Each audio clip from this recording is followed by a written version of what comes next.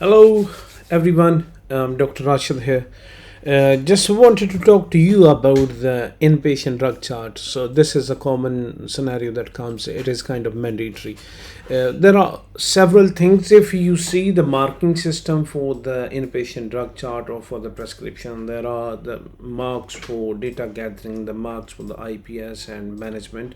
It is important that you first of all understand where you get all those marks from. Is any communication, or what sort of communication it is, and also what is the data gathering and what is the management. So those are the important bits of your prescription when you see the result card. Now let me show you a typical drug chart that you get in your exam. This is a drug chart. On the top you see a few columns, then in the middle, then at the bottom. These are different areas for different things.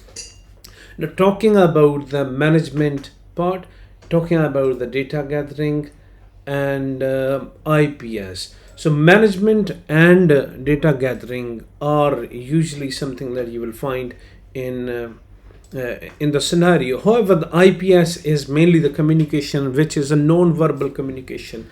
Okay, which means that you need to write your name, you need to write the GMC number. The instructions should be clear. It is how you communicate with the others by writing. So this is non-verbal written communication with the others. So it is important that you write the GMC number, your bleep number, put your signatures, put your name. Those are the important points for the IPS. And if there's any special instructions, like if any medication needs to be taken with the food, any medication needs a drug level check, so it is important that you write them clearly to get the maximum marks for the IPS. Talking about the data gathering, it is very straightforward. You will get the information from the scenario, the age of the patient, name of the patient, and the placement, why the patient needs a medication, like the indications of the medications, and what sort of drug doses for them are required, like the regular and PRN or as required medications once only. So these are the important points that you can collect from the scenario itself. I want to show you what the first page looks like and what are the components of the first page, where you have to write the important information. On the top, if you see, this is a place where they ask you to write the name of the consultant, department, and the date when you are writing this drug chart, as well as the date of the admission of the patient. So these are the important points that you need to write on the top left corner, and on the top right corner on page 1 is patient information place, where you have to write all the information about the patient. Next, just in the mid on the top, where there is a little box for the VTE prophylaxis and VTE assessment. So you need to tick that box if your task says to perform the VTE assessment. Then at the bottom, just below the patient information and the department information, there is a column for drug allergies. It is important that you write all the clear instructions and all the medications in the food if the patient is allergic to, and put your name and the signature and write the date, as well as any type of reaction. Many of the time the patient may confuse yourself, or maybe confuse themselves, because they don't know exactly what the allergy is and what the intolerance is. Many of the time they simply write nausea, they may say constipation as an allergy. So it is important that you find out. And in some situation where the patient has allergy to multiple drugs, and we have very narrow spectrum to prescribe any particular medication, we may need to go ahead with the least reactive medication. So that's why it is important, if you are doing the screening for serious contagious infections, it is important that you take that for that box for MRSA or C. diff or MSSA. Then at the bottom, just in the middle, you can see once only in the pre-medications. These are the places for where all the medications which are which require the loading dose or which are just one of, you can write in here, like say for example, if you want to give any patient doxycycline or nitrofurantoin, they have the initial dose is different. Similarly, vancomycin is one of the example that you see in your practice very commonly. So you need to give the loading dose. One other example is a digoxin, where you have to give loading dose of the medication. So it is important that you write in here. Make sure that you write in clear words, and I prefer to write in capitals all the medications to avoid any confusion, to avoid any misunderstanding. Write your name, your bleep number, and the date and the time when you want the patient to have it. Then at the bottom you see the bottom box is for the oxygen. It is important for those patients who have the respiratory problems, who have respiratory distress, so you prescribe them oxygen. So any patient who does not have the COPD, the oxygen level required is above 94, and those who have the COPD, we aim to keep it between 88 and 92. So that is important. And if you see just at the bottom, there are the device codes. So device codes you can see on here, VM% for the venturi mask. If you are giving the oxygen through the venturi mask, it is important that you write in the instructions the VM% instead of writing venturi mask. That's a long word, it will save your time as well.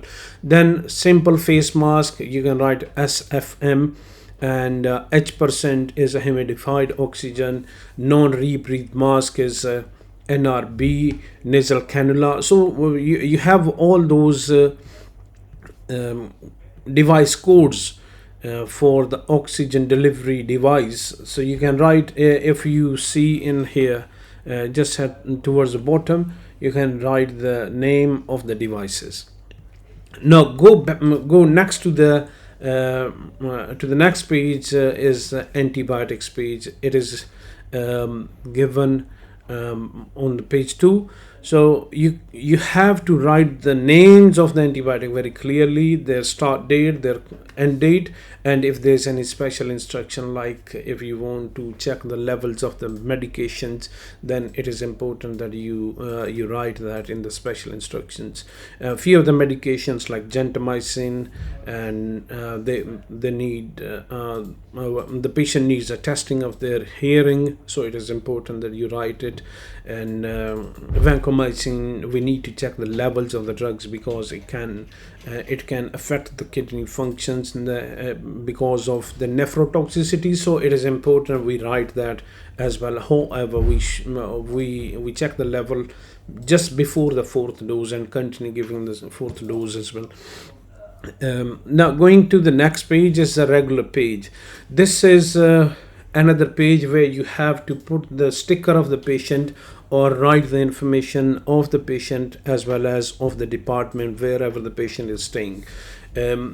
This is for the regular medications. Any medication that you want to give the patient regularly, you should write on here. Now you must have seen, or you may see, there are quite a few scenarios which does not ask you to give dalteparin and AES. On the top 2 columns, top 2 boxes are for dalteparin and anti-embolism stocking.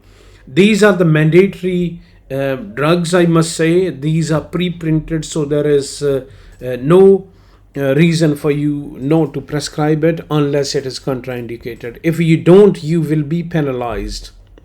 So it is important that you write the dose of dalteparin. Any patient who is hospitalized, unless it is a child or there is any bleeding disorder or there is any other clear contraindication, should get dalteparin.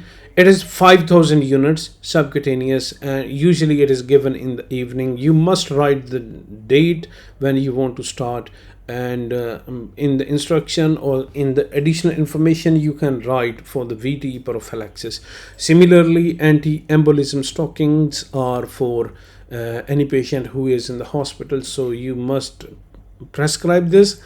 The dose of AES is 1 pair, and it has to go on both legs. So in the dose you write 1 pair, and in the root box you write on both legs.